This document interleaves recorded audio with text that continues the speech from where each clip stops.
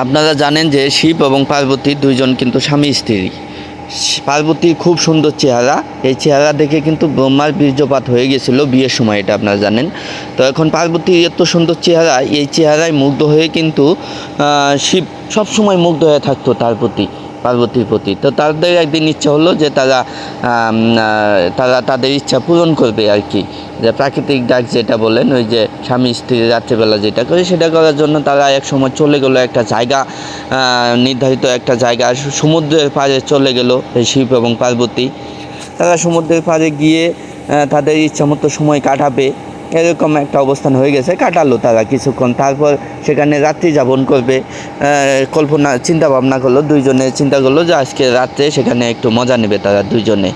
তো এক পর্যায়ে শিব কী করলো, একটা বুদ্ধি খাটালো যে আসলে আমি যদি না থাকি তো এই পার্বতী তাহলে কি করবে, ধরুন আমি 7 দিন বা 5 দিন থাকলাম না, তাহলে কি করবে পার্বতী, এটা দেখার জন্য শিব একটা পর্যায়ে সে বলল যে আমি একটু আসি, এই বলে সে চলে গেল। এই বলে সে নাই দিন যাচ্ছে। তো এক সময় কী করলো পার্বতী, দেখলো যে দিন যাচ্ছে, তো যেহেতু শিব নাই, তারপর কী করলো পার্বতী নদী ওই সাগরের পাড়ে গিয়ে শিবের লিঙ্গের একটা মূর্তি বানালো এবং সেই মূর্তি বানিয়ে সেখানে পূজা করা অবস্থায় কিন্তু সাগরের পাড়ে একটা গরু বাঁধা ছিল পাশেই। গরুটা কিন্তু সম্পূর্ণ ঘটনা দেখলো যে পার্বতী পূজা করছে, শিবের লিঙ্গ বানিয়ে পূজা করছে।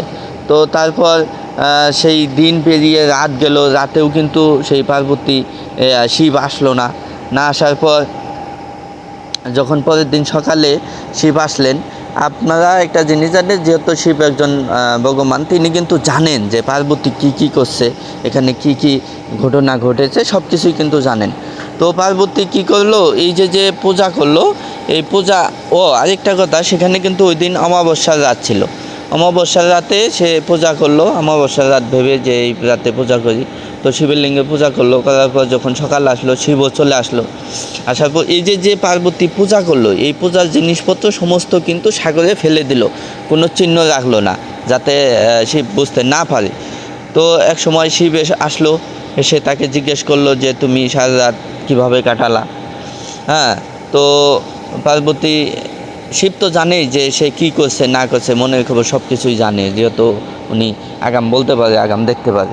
তো এক পর্যায়ে যখন পার্বতী বলেই ফেললো যে আমি কালকে পূজা করেছি, তো পূজা করেছো দেখি, প্রমাণ দেখাও, তুমি কি পূজা করছো, এরকম প্রমাণ চাইলো শিব। তখন পার্বতী প্রমাণ দিবে কিভাবে, সে তো সব জিনিসপত্র নদীতে ভাসিয়ে দিয়েছে। তো যাই হোক, তারপর সেখানে গিয়ে একটা গরু দেখতে পেলো, যে গরুকে বললো যে আমি যে পূজা করেছি এই গরু সব কিছুই দেখেছে, ও বলতে পারবে। তো আচ্ছা ঠিক আছে, তাহলে গরুকে জিজ্ঞাসা হলো যে আচ্ছা এ কি পূজা করেছে। তখন গরু না স্বীকার দিল, বলল যে না আমি দেখি নেই তাকে পূজা করতে। তখন তার সাক্ষী নেই, পার্বতীর কোনো সাক্ষী নেই, কিন্তু শিব কিন্তু সব জানে। তারপর এই পার্বতী সে রাগান্বিত হয়ে, এত পরিমাণ রাগান্বিত হয়েছে এই গরুর প্রতি, রাগান্বিত হয়ে তাকে অভিশাপ দিলেন।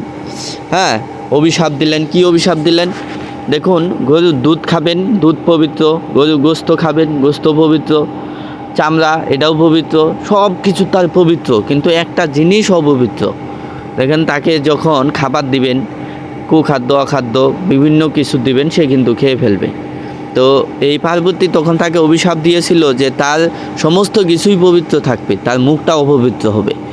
তো এই গরু কিন্তু মুখটা, সমস্ত কিছুই পবিত্র, তার মুখটা কিন্তু অপবিত্র, যার ফলে সে দেখবেন যতই এই খামারিরা বা যারা বাড়িতে গরু পালে তারা যখন খাবার দেয় তখন কিন্তু সে এই অখাদ্য কুখাদ্য খেয়ে থাকে। এই জন্যে বলা হয় যে পার্বতী, শিব এবং পার্বতী করলো মজা এবং গরু পেল সাজা, কারণ ওই গরু সাজা পেত না যদি সে এটা বলতো যে না সে পূজা করেছে। তো কেন বলল না, এটা কার চাইলে বলল না, এটাও একটা দেখার বিষয়। তো অবশ্যই ভিডিওটি কেমন লাগলো কমেন্টে জানাবেন এবং পরবর্তী ভিডিও দেখার জন্য সবাই আগ্রহী থাকবেন। ধন্যবাদ সবাইকে।